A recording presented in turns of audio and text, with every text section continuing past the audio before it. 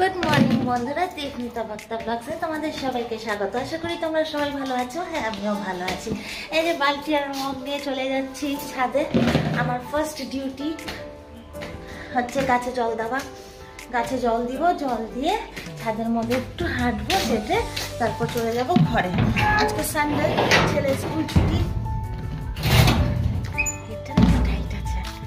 ছেলে স্কুল ছুটি, কিন্তু আবার ওই যে তাড়াতাড়ি দোকান যেতে হবে। তো চলো, সারাদিন কী করবো না করবো সবটাই তোমাদের সাথে শেয়ার করবো। স্কিপ না করে আমার পুরো ব্লগটা দেখবে, তাহলে সাথে থাকো, দেখতে থাকো। আমার জল এখনো ভরেনি, তো আমি একটু হেঁটে যাচ্ছি ছাদের মধ্যে, এদিক ওদিক ঘুরে ঘুরে দেখছি। এদের জমিতে আজকে আবার কিছু হচ্ছে বোধহয়, মাপামাপি। বেশ কয়েকদিন যাবত এদের না ক্যাচাল চলছে জমি নিয়ে। কি যে লাভ পায় মানুষ ঝগড়া ক্যাচাল করে, এটাই বুঝে পাই না। টাকা পয়সা সম্পত্তি কোনো কিছু তো সাথে করে নিয়ে যেতে পারবো না, সব এখানেই ফেলে রেখে যাব। যেটা থেকে যাবে সেটা হচ্ছে একজন আরেকজনের প্রতি ভালোবাসা আর একজন আরেকজনের প্রতি সম্মান। কিন্তু আমরা মানুষরা সেটা বুঝি না। আমরা টাকা পয়সা জমি এগুলো নিয়েই ক্যাচাল ঝগড়া এগুলো করতেই ব্যস্ত। যার যতটুকুন আছে দিয়ে দাও, নিজের যতটুকুন আছে অতটুকুন নিয়ে খুশি থাকো, ব্যাস। আর কি, কখন আমার বালতির জলটা ভরবে তার মধ্যে পাম্প চালাতে হবে, জলের স্পিড স্লো হয়ে গেছে।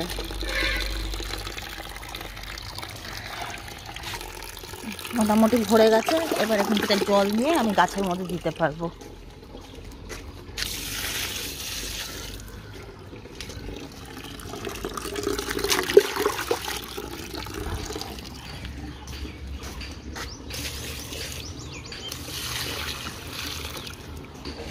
গাছে জল দেওয়া কমপ্লিট করলাম, এবার ঘরে যাব। ঘরে গিয়ে ব্রেকফাস্ট করব। ছাদটা না পুরো ময়লা হয়েছে, শুকনো পাতা দিয়ে ভরে আছে। দেখি এই বুধবারে যদি ছুটি করি তাহলে পরে ছাদটা একটু ঝেড়ে দিব। তোমাদের দাদাভাই খাওয়া দাওয়া করে বেরিয়ে গেছে, আর এখানে আমার আর আমার ছেলের লাঞ্চ বক্স প্যাক হয়ে গেছে। আর এখানে দেখো না, বাসনের পাহাড়, এগুলো সব এখন আমাকে মাজতে হবে। আমার হেলিকপ্টার আর ভিক্টোরিয়ার সাথে তো তোমাদের মাঝে মধ্যেই দেখা হয়। আজকে ভাবলাম তোমাদেরকে একটু আমার দুষ্টুর সাথেও পরিচয় করিয়ে দিই। ও হচ্ছে আমাদের দুষ্টু। রবিবার করে যখন আমি ডালা করি বাইরে, তখন ও সারাটা দিন আমার খাটিয়ার নিচে বসে খেলতে থাকে। আর এমনি রোজ যখন আমি দোকান খুলি, তখন ও কী করে জানো, আমার যে নাইটি স্ট্যান্ডটা আছে ওটার ভিতরে ঢুকে বসে খেলতে থাকে। গুড ইভিনিং বন্ধুরা, দোকান টোকান বাড়িয়ে দিয়ে চলে আসলাম তোমাদের দাদাভাই আর আমার ছেলের সাথে রাতের খাওয়া দাওয়া করতে। আর এখানে আসো বাপ্পাটা এই ক্রিকেটেরই গল্প করে যাচ্ছে। আজকে দোকান বাড়াতে বাড়াতে অনেকটাই রাত হয়ে গেছে। এখন বাড়িতে গিয়ে যদি আমি রান্না করতে যাই, তাহলে পরে খাওয়া দাওয়া কমপ্লিট করতে করতে আমাদের 1:30 থেকে 2টো বেজে যাবে। তাই তোমাদের দাদাভাই বললো যে চলো আজকে আমরা রেস্টুরেন্টেই খেয়ে নিই। আজকে যেই রেস্টুরেন্টটাতে আমরা খেতে এসেছি, এটা আহামরি কোনো বড় রেস্টুরেন্ট না, কিন্তু এই রেস্টুরেন্টের স্পেশালিটি কী জানো, আমাদের শিলিগুড়ির সবথেকে পুরনো রেস্টুরেন্টদের মধ্যে এটাও একজন। এটা হচ্ছে আমাদের শিলিগুড়ির সবথেকে পুরনো পাঞ্জাবি রেস্টুরেন্ট। দেখো তোমাদের দাদাভাই আমাকে কীভাবে ভাঙালো। একটু খুনসুটি ঝগড়া করছিলাম, আর তোমার দাদাভাই দেখো সবার সামনে আমাকে এভাবে ভেঙিয়ে দিল। আর এখানে দেখো আমার রাজপুত্রকে, যাতে আমি ওর ভিডিও না নিতে পারি তার জন্য মুখটাকে ওর মোবাইল দিয়ে ঢেকে রেখেছে।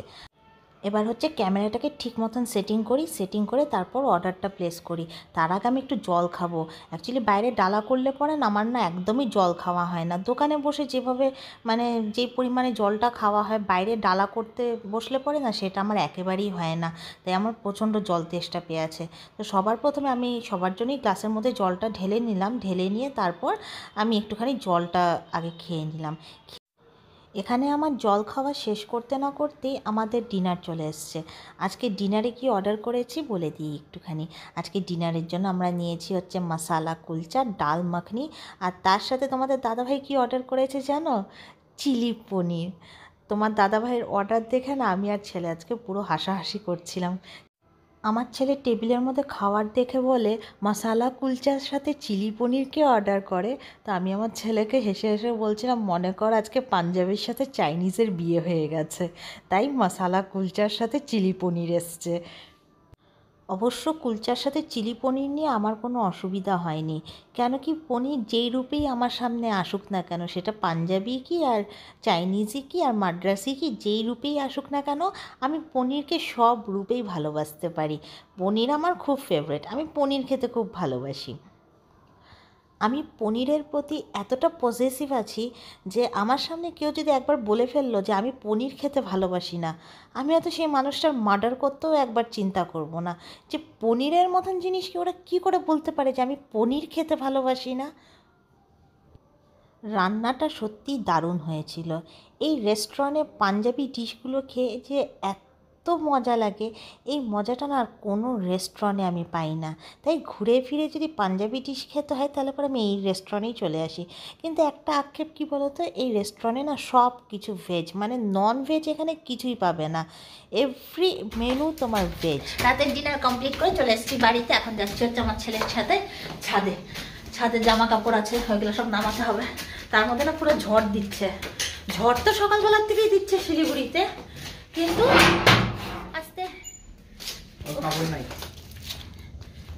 ও মানে এইখানে ভালোই ঝড় হয়েছে, জামা কাপড় একটাও দড়িতে নেই, সব পড়ে গেছে। একটু বসলাম এবার বিছানাটার মধ্যে। চলো আজকের ব্লগটা এখানেই এন্ড করছি, আশা করি স্কিপ না করে পুরোটা দেখেছো, আর দেখে যদি ভালো লাগে তাহলে প্লিজ একটা লাইক করতে ভুলো না। তাহলে দেখা হবে আবার আরেকটা নতুন ব্লগের সাথে, ততক্ষণ অবধি তোমরা সবাই ভালো থাকো, সুস্থ থাকো, আর এভাবে আমাকে ভালোবাসতে থাকো। চলো টাটা, গুড নাইট।